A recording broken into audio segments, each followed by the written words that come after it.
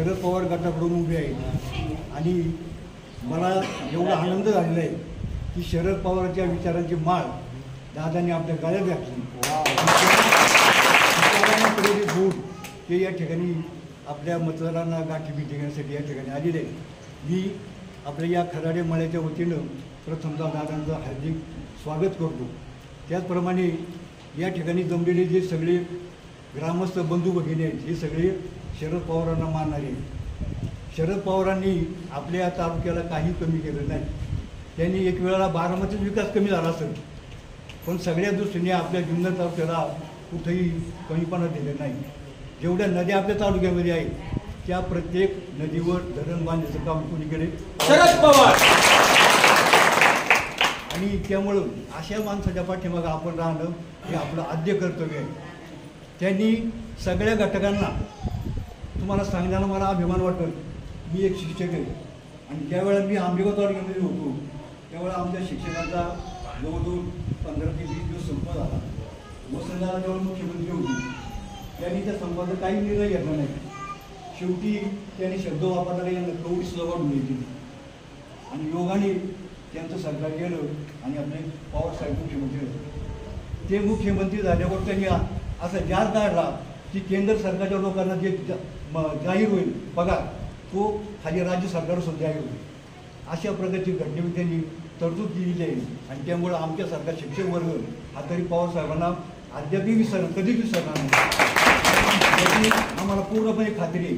आणि पवार साहेबांनी अगदी सगळ्या घटकांचा मनापासून विकास केलेला आहे. आपल्या तालुक्यावर त्यांचं अगदी पहिल्यापासून प्रेम आहे आणि त्यामुळं तुम्ही पवार साहेबांचा विचार मनात घेतलेला आहे आणि त्या विचाराला प्रेरित होऊन आपण उभे राहिलात त्याबद्दल मी सर्व मळ्याच्या वतीनं आपलं हार्दिक स्वागत करतो आणि तुमच्या पाठीशी आम्ही सर्व मळा आणि सगळं खंबीरपणे उभे आहोत असं मी जाहीरपणे सांगतो. आपल्या महाविकास आघाडीचे उमेदवार सत्यशील दादा शेरकर, तुम्ही जिंकून आलेलाच आहात. फक्त आपल्याला काय आहे की आता हे आपलं फक्त लोकांपर्यंत पोहोचण्याचा हा मार्ग आहे. ज्यावेळेस आपल्या महाराष्ट्रामध्ये शिवसेना बाळासाहेब ठाकरेंची आणि राष्ट्रवादीगत शरद पवारांचा हा जेव्हा वेगळा वेगळा भांडत होता तेव्हाही यांचंच वर्चस्व आपल्या महाराष्ट्रात होतं आणि आजही आपल्या महाराष्ट्रात आणि खास करून आपल्या जुन्नर तालुक्यामध्ये पवार साहेबांचं वर्चस्व हे नेहमीच राहिलेलं आहे. आणि तुमचा मला सगळ्यात जास्त आवडलेला गुण काय आहे की तुम्ही एकदा आपल्या मित्रांना शब्द दिले की ते पाळता. तुम्ही आजपर्यंत तालुक्याच्या राजकारणामध्ये कधीही ढवळाढवळ केलेली नाही. का तर आपलेच मित्र याच्या आधी होते आणि त्यांना तुमचं व्यवस्थित समर्थन होतं. आणि दुसरी गोष्ट म्हणजे की भाजप सरकारने कधी मुस्लिमांना आपलं मानलेलं नाही.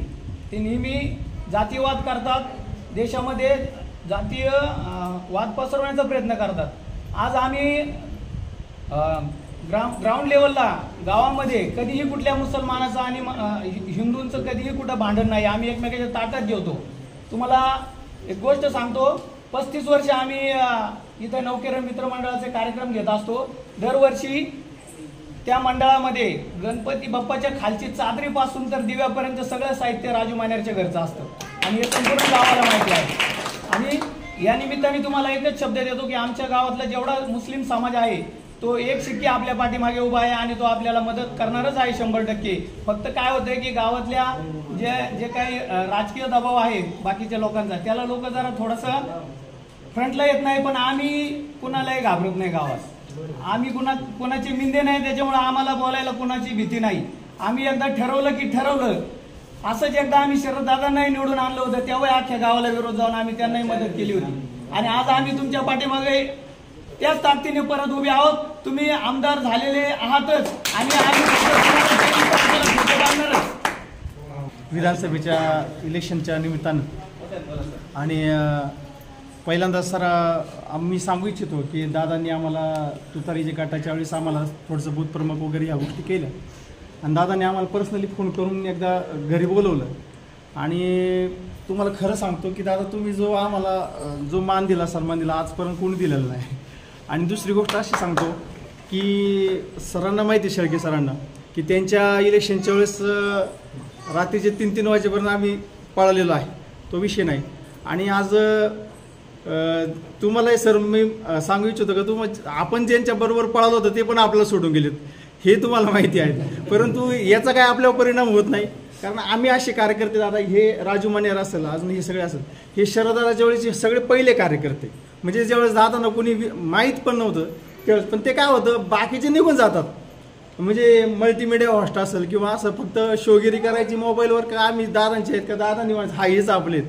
पण तसं नसतं. कार्यकर्ता कसा असावा किंवा कार्यकर्ता कोणाची कुठपर्यंत नाळ जुळलेली ही शेळके सरांना खूप चांगल्या प्रकारे माहिती आहे. आणि या निमित्ताने तुमच्या निमित्ताने एक गोष्ट मी आवर्जून सांगू इच्छितो की जी सामान्य माणसापर्यंत पोहोचण्याची जी कला आहे ते नेतृत्व तयार होताना खूप वेळ लागतो, पण एखादं मिळतं. आता सरांना माहिती आहे की सर आता तुमच्या मागे जी फळी आहे दादा, की तुमच्या मागची जी फळी इतकी भारी फळी आहे ना की तुम्हाला गरजच लागणार नाही तुम्हाला आम्हाला फोन करायची किंवा काय, इतकी जबरदस्त फळी आता चालू झाली.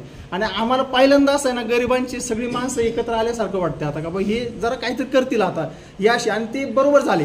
ते सगळं आता बघा राजकारणी असं झाले का तळापासून तर हाय लेवलपर्यंत असं झाले का जी लोक त्रासिक होती ती एका बाजूला आहेत आणि जी खरे काम करणार ती एका बाजूला झाली. आणि आता त्यामुळं एक फळी तुमच्या निमित्ताने किंवा तुमच्या माध्यमातून चांगली तयार होते. आणि आम्हाला एवढीच इच्छा आहे की त्या फळीला आपण आता सपोर्टिंग करावं, मदत करावी. आणि निश्चितच पुन्हा एकदा महाराष्ट्रातलं जे राजकारण आहे ते स्वच्छ पाण्यासारखं निर्मळ झालं पाहिजे, बाकी काय वेगळं सांगायची गरज नाही. आणि मुळात शेतकरी वर्ग जास्त आहे. आता कोल्हे साहेब मागच्या पंचवार्षिकला की इतके आपल्यासाठी तळमळून गेले. आता हे म्हणले यावर्षी तुम्हाला 800-900 रुपये कांद्याला मार्केट आहे, मग तुम्हाला काय करायची पडेल. पण मागच्या वर्षी कुठे गेले ते मग, म्हणजे हे फक्त इलेक्शन आल्यापर्यंत साठी किंवा इलेक्शन पुरतं करायचंय ही याच्यातून आपल्याला दिसतंय. आज कोल्हे साहेब जर संसदेत ओरडले नसते किंवा माझे काही बीडचे मित्र आहेत किंवा सातारा सांगलीचे मित्र आहेत ते म्हणले तुम्ही कोल्हे साहेबांना आवर्जून मतदान करा का त्या माणसामुळे आमची परिस्थिती कुठंतरी सुधारलेली आहे. नाही तर आजचा विकास असा आहे साहेब की घराच्या बाहेर मंडप लागलाय, घरात जेवायला द्यायला कोणाला काही नाही अशी परिस्थिती आहे. परंतु पवार साहेबांच्या माध्यमातून मी तुम्हाला एक सांगतो का वैयक्तिक कौटुंबिक विकास कसा असावा, की कुटुंब कशी मोठी करावी हे कोणी सांगावं तर तालुक्यामध्ये शेरकर कुटुंब यांनी सांगावं. कारखाने उभे करून आपण आज एवढे ऊस देतोय, सगळ्या गोष्टी देतोय, कुटुंब आपण मोठे करतोय, आपण शिक्षण या माध्यमातून हे करतोय. आता काही जण पाण्याचं नियोजन करणारे पण आहेत, पण सगळ्यात महत्त्वाची एक गोष्ट आहे की ज्यांनी पाणी अडवले ज्यांनी पाणी ठेवलंय त्याचं आपण आधी त्याला जाणलं पाहिजे, तरच पुढचं पाण्याचं नियोजन होणार आहे. ही सगळ्यात महत्त्वाची गोष्ट आहे. त्यांनी ज्यावेळेस जर धरणं बांधली नसती तर आपण कसलं नियोजन केलं असतं, ओढ्याचं नियोजन केलं असतं का, नाही. धरणं बांधली, त्या पाण्याची जाण आपण सर्व शेतकरी या ठिकाणी ठेवतोय याची मला जाण आहे. आणि ह्या पाण्याला मी पण तरी जागणार आहे. सर्वांनी जागावं अशी नम्र विनंती करतो.